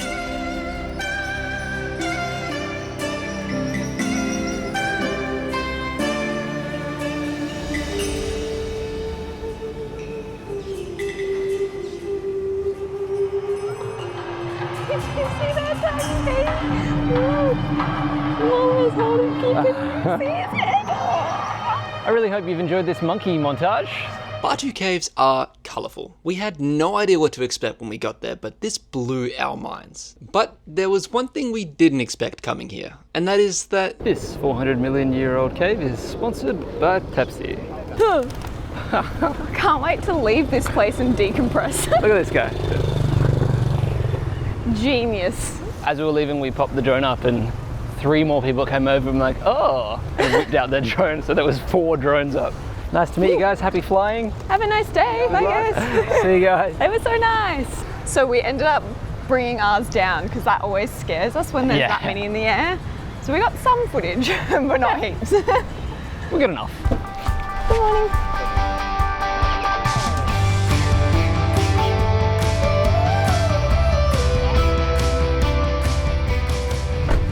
And one more grab later for $5.06. Our budget is down to $27. Let me check. $27.84. However, we've come to the famous Chinatown in Petaling Street, but it doesn't open for another hour, so I think we're going to spend some money and get a coffee. I think so. Go, go, go. I hope they do coffee. They definitely do food. This is a nice street. How cute is this place? I have no idea what it's called, but we saw the mural and we had to come. Plus they serve coffee in a clay pot. And hopefully some cheap food so we can stay on the budget. I was looking at the menu by myself and then 50 people like surrounded me from all sides. It was very funny. It's a bit intense. Can I get one of the coffees? Oh, where's it gone? Coffee The jumbo clay pot coffee, yeah. And we do base meal. This one for 2 person. yeah, 2 people. Yeah, 2 people. Cold or hot? Oh, cold. We're sitting, yeah, here. Thank you. Nice. That's great. This place is super cute. This place is really cute. They're super nice inside. I think I was shocked about where to order and they were shocked about me ordering. Oh, so maybe it is so they come to the table kind of thing. I'm not too sure, but they all kind of just looked at me and waited. And I was like, do I order? So we ordered. So the coffee for us to share, which I don't know what that's going to look like, and 2 of the tarts, 1 each, is costing us 22.80 ringgit, which is $5.25 US cents. Yeah, which is tough. That brings us down to about 22-ish US dollars left. But I think we can do it. Like, there's a lot of things lined up here that aren't going to cost anything, but we'll see how we go. Never say never. The good thing is a lot of things that we want to do in Kuala Lumpur are actually free. So the main things that I know are going to cost from here on out are transport, food, and some drinks we really want to get at a very particular spot. The view is really, really nice, but paying that much money? Thank you. And we just pour it in? Oh, yeah. Yeah. Just like this. Okay. Awesome. Thank you so much. That is such an interesting shaped clay pot. It's massive. It's huge. Love the little handle. Whoa. Whoa. Oh, is it like milk coffee? Yeah. Why is that so fun? I don't know. I wonder what the significance is of the clay pot. Like, was it brewed in there? Yeah.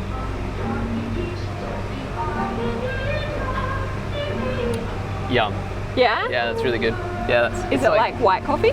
It's kind of like white coffee. Yeah, I mean, it might be white coffee, but it's got really nice flavors through it without being too sweet. Because I feel like we've graduated from not liking things that are too sweet. Really good. I think you'll love that a lot. This is so fun. You're easy to please. Because like getting it in a teapot, would I think that this is fun? I think I'm just in a good mood. I think it's this. Like this handle. It's so unique. That's so cool. Also, the murals are beautiful. I know. Colors down here. I'm digging into my tart. It looks super good. Like the flaky crust. Like how many layers there are. Yeah. And look at that spiral on the tush. Mmm. I just love Malaysia. KL putting on a show. What a bloody morning. The Batu Caves, which are like iconic, and then this for breakfast. I would say it doesn't get better, but I'm pretty sure the day is going to get better. We have come to Petaling Street, which is where Chinatown here, fell over, which is where Chinatown is here in Kuala Lumpur. Apparently it's meant to be like a bustling spot with street food, super authentic, genuine Rolexes. Car's gonna get us. This would be really cool at nighttime though, with all of the red lanterns lit up. Yeah, and the street food. Ooh.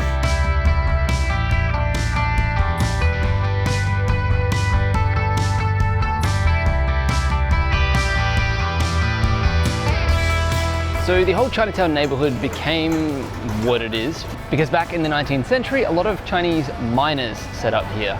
Wow. It's now become kind of a haven for knockoff brands and 30 ringgit Rolexes. Good deal. But I can see how like vibrant and lively it would get. Yeah. Colors, lights, everything. I will say the prices seem incredibly reasonable. Like super authentic basketball jerseys for how many ringgit? Like 15, like 20? 15 ringgit. Nike and Adidas hats for 15 ringgit as well. Really not bad. So Petaling is like the central hub of Chinatown. It's a super busy road that runs straight through the middle. It's pedestrian only, no cars are meant to be allowed on here. But I think it's early enough, things aren't fully open, that people are dropping off supplies and whatnot. I'll admit we are getting through these really, really quickly. This place was not open pretty much at all, and I expected it to be, so that's my bad. But we can't quite afford to keep getting in grabs here and there, so we're going to use one of the many, many different sorts of transport that KL has. There's literally like 4 different public transports at least, and it should be cheaper than a Grab. There's even a monorail. We've seen it a couple of times now. I'll try and catch it one day on camera.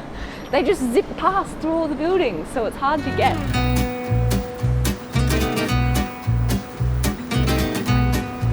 The trouble always is figuring out how to buy tickets. There's nothing I, as a tourist, love more in a city when you can just tap on and tap off with a debit card. Like, it just makes so much sense. That's it, and that's 4 ringgit, so that's like $1.50 Australian, dollar American maybe? Crazy. Okay, so we've been to the Bar 2 Caves, we've gotten ourselves a coffee and something to eat, and we have $21.67 remaining. And it's time to get a view of the most iconic buildings in KL. So the Bar 2 Caves is the most toured in Malaysia, but I would definitely say that the most iconic thing to see in Kuala Lumpur is the Petronas Towers, which I'm not 100% sure we're next to one, but it looks an awful lot like it. We're going to go further away and get a better view from it from like a central park, which is also an amazing thing to have in a city. Look how small she looks. This is so cool. There's not many buildings that I have gotten this feeling from. The while we're driving through the city and I see it, I get all giddy and excited. And the last time I can remember having this feeling was the pyramids in Egypt. I really didn't expect to have this feeling here, but it's come, so I'm not questioning it. I guess they're so iconic. Yeah. We've got to go further back, they're too tall.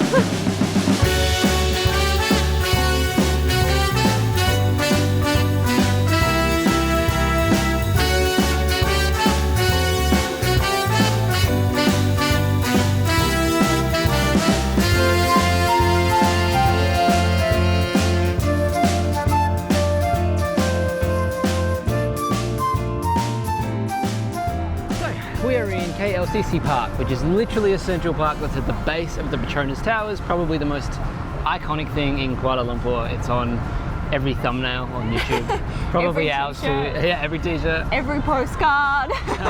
The towers are iconic. They were the tallest towers in the world until 2004. Wow, that feels way recent. It does, right? It's 20 years ago, but still. Yeah. There's an observation tower that you can go up to, obviously on our budget. That's not going to happen for us. But inside, I was really curious about this. There is like a mall and it's mostly like office space and an observation tower. That's crazy. You'd think a hotel would want to buy it out. Yeah, or like the penthouse or something. Yeah. Yeah. I guess though, it's that argument of, do you want to live in the empire or have a view of the empire? Yeah. Because I am of the belief that it's better to have the view. Like I would rather live in that building looking at the Petronas Towers. That's true. They don't look that big when you're driving around KL. They seem tiny in comparison to half of the buildings that are here now. But when you're here, oh, it's also the highest sky bridge in the world between twin towers, and they're still the tallest twin towers in the world. I love the architecture of it, like the curves with the glass. Yeah, the curves with the glass, but then also the pointy bits. It's really cool. It looks like a star. Malaysia's pretty fancy.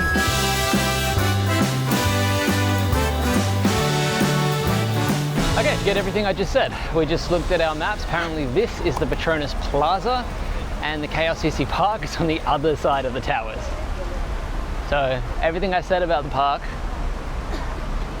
for future reference. So when I was doing research to explore Kuala Lumpur, it became pretty obvious how central all the things that you actually want to see are. Like if it wasn't so hot, you could literally walk to most things. It means you don't have to spend as long in such a big city as you think you would, which I like. Which I like too. God, it would be so cool staying at a hotel with a view of this. Yeah. Like waking up with a view of the Petronas. I just never saw this coming from me. Like I knew we were coming to KL and I wasn't that excited about seeing them, but the first time I saw them I was like,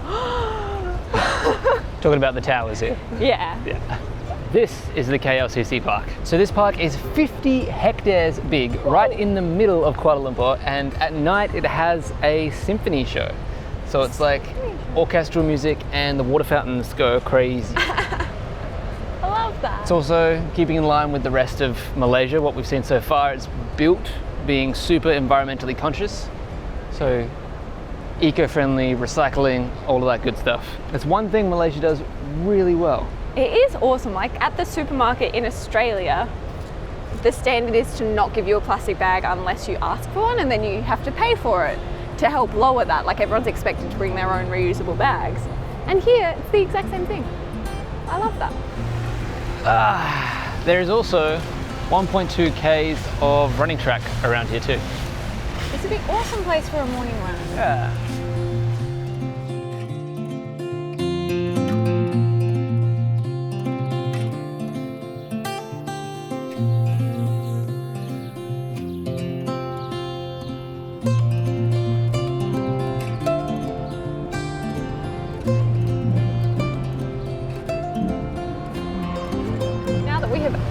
finally come to the KLCC park, I think it's definitely time for some food. We made it to Jalan Alor. It is so cool here. All of the senses are just awake. It smells divine. There are fruit juices, meat kebabs, coconut water, anything you can think of, it's probably here. This whole place is in this central kind of nightlife district, I would call it, but this street specifically is a pedestrian-only place with loads of different restaurants here, people offering all sorts, and it smells incredible. People love it. And the sights and like the colors, it's super vibrant. Apparently it really livens up after sunset, and we're just before that, so I don't know how much crazier it can get. I love this time of day though. It's still light outside, but everything's getting golden. All of the lights are switching on. Yeah, it's beautiful. It is. Lovely time of day.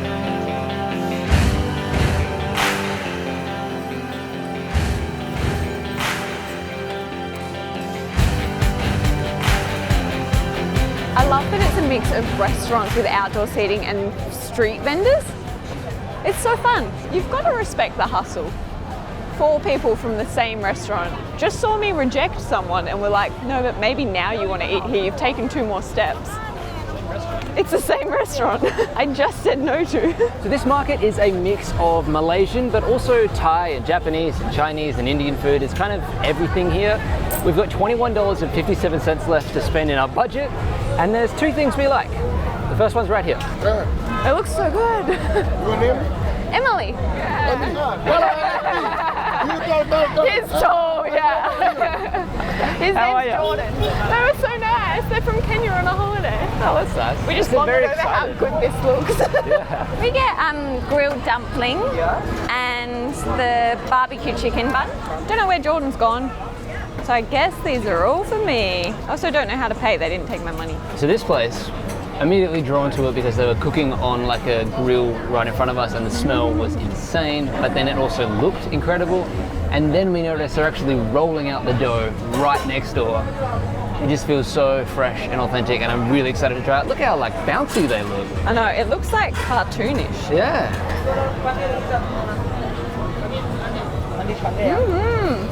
Quite oily, but I like it. And the dough's almost more like a pierogi. Interesting. Yeah, try one. Yeah, a bit oily. Oh my god, went down the wrong way. A little bit oily. Didn't try it with the sauce. I like these. I think I just thought we had 21 ringgit left, and this is 25. Oh no. And I was like, uh-oh, it's a fail. 93.92 in ringgit. Which should be good. We do have one more thing to do. There's a good vibe here. Feels really local, but then it's also got catering for every tourist you can imagine. Yeah, I think it's just cool because Malaysia's like multi-ethnic community, so there's food here for anyone. Like I'm so tempted to get mango sticky rice. So we haven't had it since Thailand, and I love it. Well, we saw pani puri. Literally haven't had that since India. Yeah. The internet was right. This place gets crazy as the sun goes down.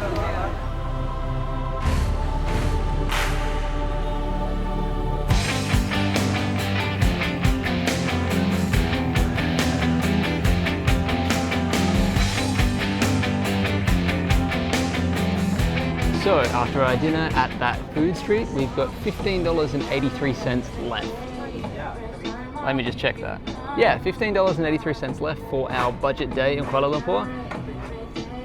We've come to the best view possible. So this is called the Vertigo Bar. It's the top of the Banyan Tree Hotel, and it is genuinely stunning. However, you pay for that view. So 52 ringgit for 2 drinks is $11.94. That leaves us with $3.89 American left. And we've done the caves, we've done this viewpoint, we've done the main Chinatown street, we've got a coffee somewhere, we went to the food street, we had dinner. We actually got quite a lot done, and that includes accommodation as well. I think the price is worth the view. Don't expect much in terms of service, and if you come here without a reservation, don't expect a view of the Petronas Towers. I think if you reserve, you can get a better view. So maybe look into doing that. I get 2 good views. The 2 towers. I feel like, tell me if I'm overreacting, but 20 ringgit, 26 ringgit for a Sprite, and it's warm. Like, I know we got ice, but iced Sprite versus a cold Sprite is two different things in my mind. I might be overreacting though. I'm not used to spending this much money on things. I don't think you are overreacting. If I'm paying that much for something in a fancy place like this, you would expect it to be cold. I kind of expected it to be like ice cold as well. Yeah. All right, enough complaining. Yeah, the views are still worth it.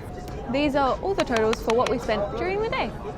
Bye. This is the largest hotel in the entire world, but the 7,531 rooms that make it a Guinness World Record are not why you come here. This colossal building has A cinema, a casino, a zip line, Ripley's Adventureland, and just about every restaurant chain in the world. and even an indoor theme park sitting at 1,800 meters above sea level on top of a mountain. Even with all of that, the biggest draw card for the Genting Highlands is something different, and that's what we're doing tomorrow. When we first heard this place existed, we knew we couldn't leave Malaysia without seeing it for ourselves. So for the next 24 hours, we will be staying in the world's largest hotel.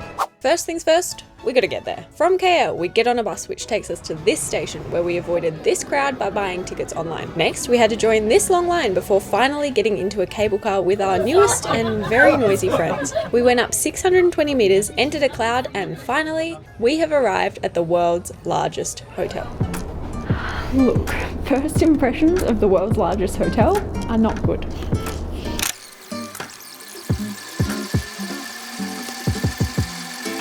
I just don't understand. Go wait in this line to get a ticket to go wait in another line. This is so fucking confusing. My brain's not working anymore. Anyway. We finally got in the room. This room is a deluxe room. It isn't actually the cheapest room available. It cost us 70 Australian dollars per night, which is one of the highest we've paid since we've been traveling this year. I actually think it's technically more than that because you also pay a 10 ringgit fee per night of like a tourist tax. Yeah. Anyway, We'll show you what we got. I'll let you shut the door so no one can hear me complaining. Okay, as you walk into our $70 deluxe room, there is a sink. This kind of reminds me of like a caravan park or a motor park. Motel. Reminds me of a motel. You have a nice and spacious shower cubicle. I don't even know if this will be hot water, to be honest. There's also a very small toilet cubicle. If you follow me through, you can see we have twin beds, so it's super romantic. A flat screen TV that Michael Scott would be proud of. And that brings you over to our beautiful view. Isn't that stunning? Wow. There is a fan, no air conditioning, but it is very cool up in the Highlands, so I'd be surprised if we even needed the fan.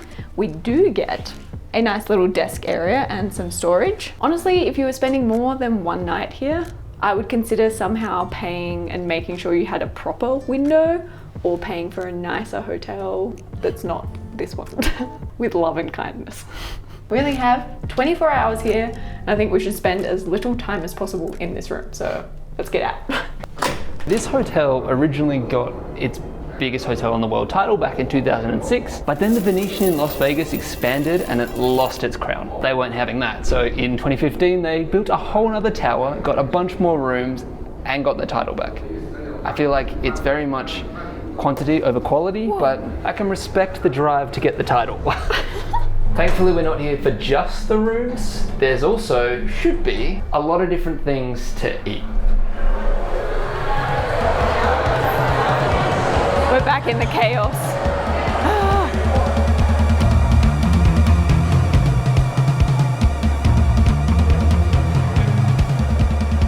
There are so many people here, you'd be forgiven for thinking like lots of people do day trips here, like they do.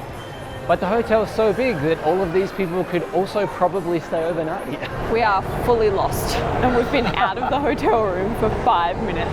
It's like a solid 10 degrees cooler here than Kuala Lumpur. And we have just been covered in a cloud since we've gotten up here. Yeah. This is so bizarre. We haven't seen the sky once, haven't seen the mountains. Haven't seen the sky. Haven't seen any of the highlands. Haven't seen the view, yeah. Oh, we're back inside. That was just like a little terrace. Din Tai Fung. What's that? That is a dumpling restaurant that there used to be one in Singapore when I used to work as a flight attendant. There was one downstairs in the mall and it is the best dumplings ever. Wow. They have really good xiao lao bao. Is that how you say it? I don't know. This place is sensory overload times 10. constantly. Your order is one xiao long bao Yep. and a veggie pork dumpling for 10 pieces. Yep. That's it. So that's it. Great. Thank you. Thank you. Thank you. Right, this place is crazy. We were walking around for so long and we never saw the same thing twice, and we eventually found our way outside and it was just cloud. So hopefully it clears up later today or tomorrow and we can actually go outside. From what I can tell in our quick walk around today, Genting Highlands prices are about 40% more expensive than KL. And the main judgment I'm making is because we get these pretzel things a couple of times. It's like Auntie Betty or something pretzels. They're delicious. And here they are 40% more expensive than the last place we got them. Are they? Wow. Thank you. Thank you very Whoa, much. thank you so much. One of the waitresses came around and made us a little dish of ginger, soy sauce, and rice vinegar.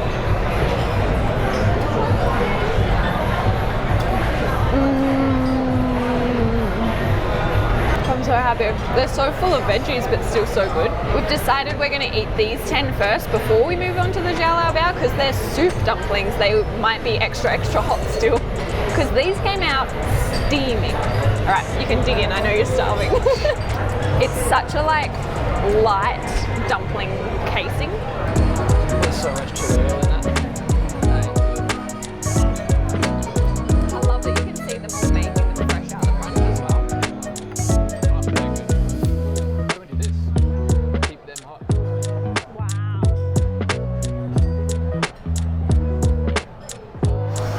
Dinner was incredible, but there's so much more to do in this mall. It genuinely feels like a mall across a casino. Yeah. Like a casino is the best parallel I can draw for here, because the lights and all of the stimulation that's happening, it's sensory overload the entire time. I have no idea what time it is right now. Could be 6 a.m. it could be 11 p.m. I honestly have no clue.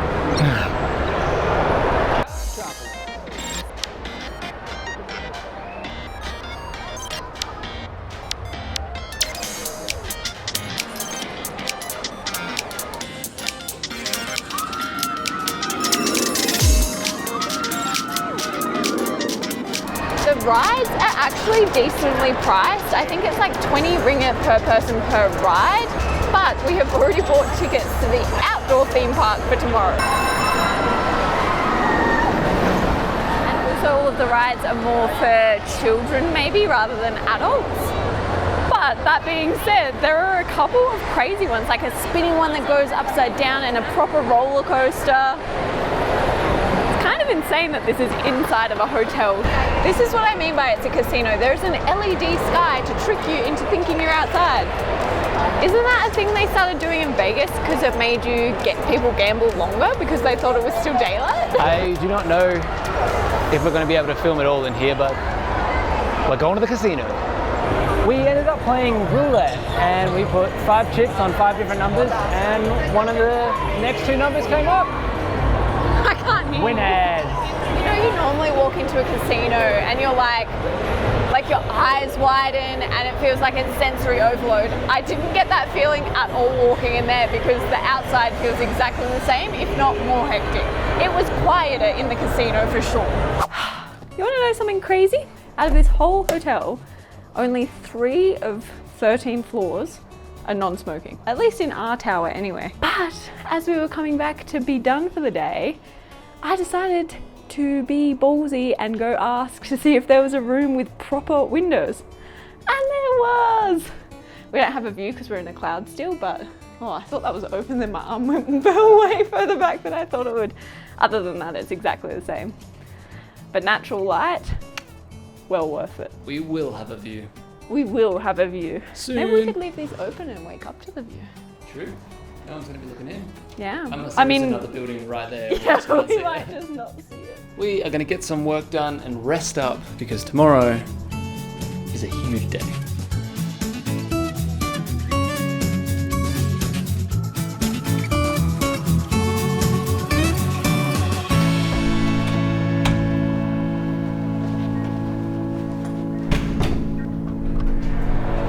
We changed our rooms yesterday, and as we were checking in, we were just talking to the guy, and he said every single day there's 4,000 check-ins to deal with. That sign that we just saw this morning said that 7,351 rooms, there were 7 available. That's it. The floors are so clean and sticky here. I've tripped 3 times already today. Emily tripped so much yesterday. Okay. Today's my turn. But today, you literally just tripped. It's like they're really high up or something. That sounds so stupid, but I feel like I have to lift my feet higher than normal. Can we get 2 pain chocolates, please? Yes, please. Have here, please. And 2 iced lattes? Yes, please. How much are these? $60.75 for both of them. 60 ringgit, I hope. Yeah. And you know what? Because I don't understand the coins yet, I tipped them all out and I was like, oh, I don't even know if we'll have enough. It was exact. And Wow. she like counted them out for me. Beautiful. She's really nice. I really need to get my eyes tested again. You can't see that. I can read all of that. Can you read the bottom 3 lines? No. Can you? Yeah. Please include 6% government tax. One thing we have not loved, or like we've just noticed a lot more in Malaysia than anywhere else we've travelled, is all of the taxes and fees that go on top. I think the only other place I felt this way was America, when it's like tax on top of that, plus don't forget tip, plus there's this service charge, plus something else. But it sounded pretty good. It looks like all sugary on top. Quite good. Turns out there are very limited options in the morning time For breakfast. for breakfast. There's still heaps of 24/7 like dinner places that are open. And to be fair, this costs 60 ringgit. I think the breakfast per person at the hotel was 30 ringgit. Pretty good. Why did you get to a chocolatey bit? I just did. Oh. Also, I feel like this is just a taste of what today's food's gonna be. Sugar and carbs. And expensive. And I think that's all it is. Sugar and carbs, sugar and carbs, sugar and carbs. We bought tickets online. Do we need to exchange them or is that okay? Okay. Have a nice day. You got to give you a fingerprint to get in. Holy no, this is dramatic. Everyone wants to take your picture and I assume when it's not this weather, there's like a lovely view there. Okay. I want a map so we know where we're going, but I haven't seen them yet. Ooh, I'm so excited. I haven't been to a theme park since we first started dating. We went to Brisbane together and we went to Dream World. Was it Dream World or Movie World? Can't remember. I can't remember either. But anyway, that was like 8 years ago, 10 years ago. It was a long time ago. It definitely wasn't this spooky either. I kind of love it. I'm hoping none of the rides are closed because of this. You can't even see it. What is down there? Oh yeah. So, fun fact about Jordan is Independence Day, the original movie, is his favorite movie of all time. I have seen it way too many times to the point that he knows the president's speech. I almost know the president's speech because he says it so many times. So this is something that he was looking forward to immensely. So I think this should be the first stop. Yeah. Let's go. Oh, that's cool. It tells you the wait time.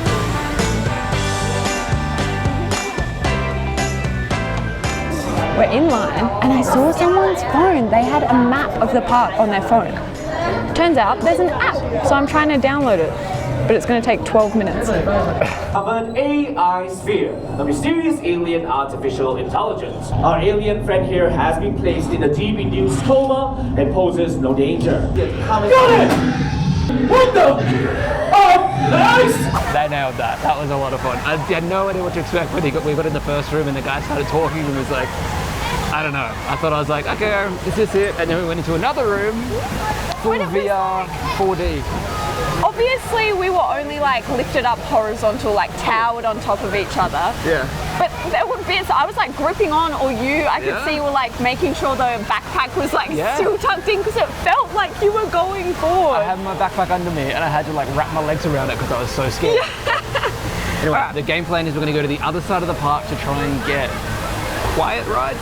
They're all pretty quiet. So we're over here. I think we're going to go all the way over to here and then slowly make our way back. Deal. Let's do it. Deal? You want to just go? Thank you. Hey, you like this movie as well, don't you? Yeah. So we immediately abandoned our plan when we saw a Planet of the Apes ride that had a 5-minute wait. And I feel like 5-minute wait, like look at all the places that you can wait behind me. Like the queuing system is crazy. Which and it's is- only 5 minutes. Go, go, go! I'm trying to, there's so many ziggity dags. Eye protection.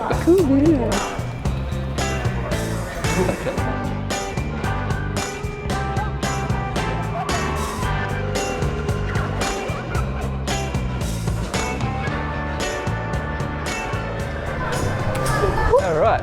Wow. Oh, whoa. Oh, you come out of a different entrance. So that one, it was fun. It was absolutely nowhere near as good as Independence Day. Definitely do Independence Day and maybe give that one a miss depending on your time frame. But we've come out and we've been saying that so much in this park looks like the movie Robots. Boom. Rivet Town! Underrated movie. We're supposed to stick to the plan, but Which one do you want to go first? Is it one ride or two? Two. Oh, which one should we go on first? what's funner? This one? Okay. Thank you. Thank you. There's no one in here. Yeah. Every time we leave somewhere, we say, okay, this time we'll go to the other end of the park, but then we see something we want to go in. How do you skip this? You can't skip this. You can't skip this when we're going to be on this ride, probably by ourselves. Yeah.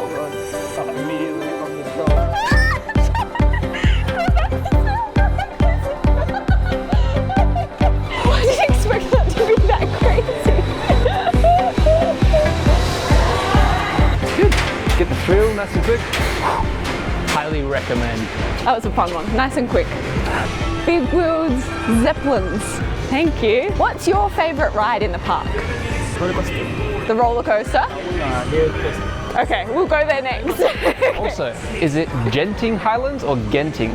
Genting. Oh, we've been Okay, saying it wrong the whole time. Thank you. There you go, guys. It's Genting Highlands, not Genting. So sorry for all those times. Oh, we can still leather stuff. That's fun. We're gonna have the wettest butts of all time. Condensation, like because we're in the clouds, has just been settling on these seats. Is the cloud getting thicker? It is quite ominous. Whee! Ooh! Is that thrilling? First and only time we will have a ride to ourselves probably today. Yeah. That was actually pretty fun. Oh, that's a wet tush. Yeah. Is mine? Yep. It is hard not to feel like a little kid again. Yeah. It's so much fun. And like the music, the atmosphere, how detailed everything is, it really immerses you in it. Now we're doing what we said we're gonna do. We're gonna try and go to the other side of the park. I think it's like an ice age ride. Wow, the mist in here makes it look like it's snowing, like it really suits this area. The ice age area might be one of the most popular ones because we did come here next and it's already, there's more people than we've seen anywhere else. Wow, that does look fun. Yeah. And the mist just suits here. Yeah. So I feel happy being in here because it feels like it adds that atmosphere. It's thematic. Yeah. Let's go. Okay. Yeah. I guess we'll put this down. It's okay.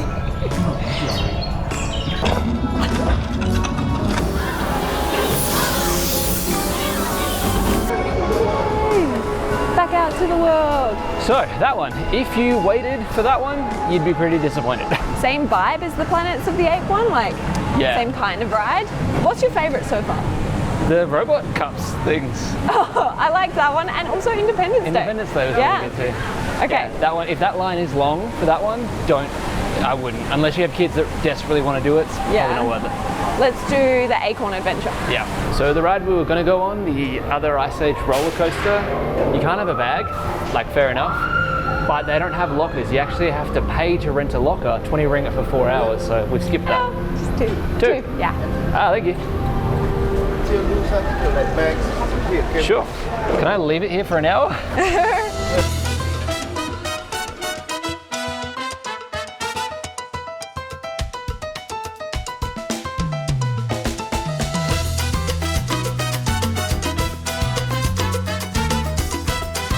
So that was the second ride that actually needed a locker, so we bit the bullet. 20 ringgit, 4 hours. Now we can go on the gliders. I just love how thematic all of the areas are, like the music, the colours, the sounds. The restaurants serve the food that matches. It's so much fun, so immersive. Also, there's like a few school groups here, and how cool would this be for a school road trip to come to somewhere like this? That'd be amazing. It looks like yet another ride we can't take the camera on. That one was really fun, but really short. They're all quite short, actually. They are.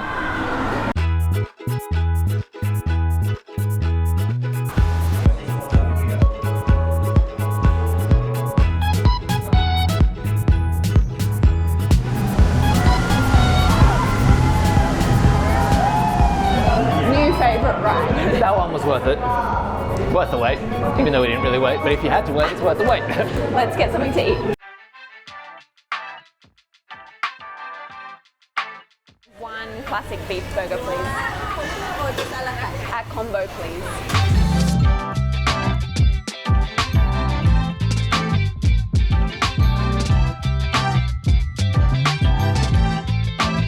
Burger for my baby. Thanks, Woody. So this park cost us 109 Australian dollars for both of us to get in here. It is a full day ticket, so we can stay in here for the entire time. But that was bought online. If you buy it in person, it is significantly more expensive. So even if you're here on the day, you can usually jump online. I'll link where we book ours, but there's the official website. Get Your Guide does them. The only thing to look out for is make sure you don't say that you're Malaysian, because it is cheaper if you're Malaysian, but they will check you. I saw people checking passports and stuff, so it's important you pay the right price. I am pleasantly surprised at the cost of food in here. I mean, this is cheaper than a burger we were eyeing off last night. I thought it'd be more expensive in here, but it's, yeah, more affordable. Great, I did not see that coming. No.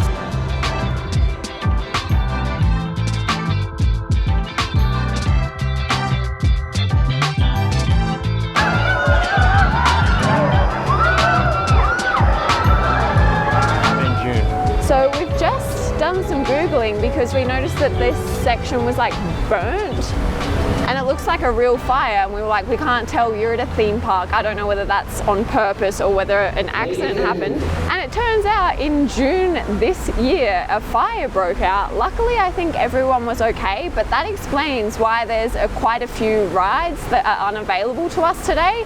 We thought it was maybe the bad weather. Turns out that's the reason. We were trying to go to a restaurant and we couldn't get there. That's what made us realize. It's a bummer though, because one of the rides I was looking forward to the most is out of action.